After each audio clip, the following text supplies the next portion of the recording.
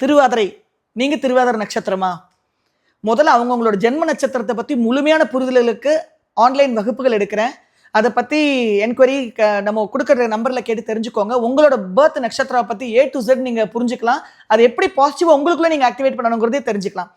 நீங்க திருவாதிரையா இருக்கிற பட்சத்துல உங்க ஜாதகத்துல திருவாதிரை ஒரு ப்ராமினென்ட்டான ஒரு கிரகம் போய் திருவாதிரையில் அமர்ந்திருக்கிற பட்சத்துல ஒரு ஷார்ட் க்ளூ என்னன்னு சொல்றேன் பாருங்க. திருவாதிரை அப்படிங்கிறது மாயையை அழிக்கும் ஆற்றல்.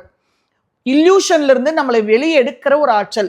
ஒரு மாயக்குள்ளேருந்து ஒரு உயிர் வெளியே வரணும், ஒரு ஆத்மா வெளியே வரணும்னா எவ்வளோ விஷயங்களை கோத்ரூ பண்ணணும். அதுக்கப்புறமா ஒரு அமைதி உருவாகும் பார்த்தீங்களா, அதுக்கப்புறம் ஒரு பேரானந்தம் உருவாகும். எட்டர்னல் பிளிஸ்ன்னு சொல்லுவாங்க. அந்த பேரானந்தமும் அந்த எட்டர்னல் பிளிஸ்ஸும் தான் சிவம், சிவா அப்படிங்கிற அந்த ஆற்றல். இந்த மாயக்குள்ளேருந்து அந்த ஆற்றலுக்குள்ள அவங்க என்ன மாதிரி ப்ராசஸ் எல்லாம் கோத்ரூ பண்ணுவாங்க. மிதுனம்ல திருவாதிரைங்கிற எனர்ஜி இருக்கும்போது இது எல்லா லக்னங்களுக்கும் பொருந்தும். அதையும் ஞாபகத்துக்கு வச்சுக்கோங்க.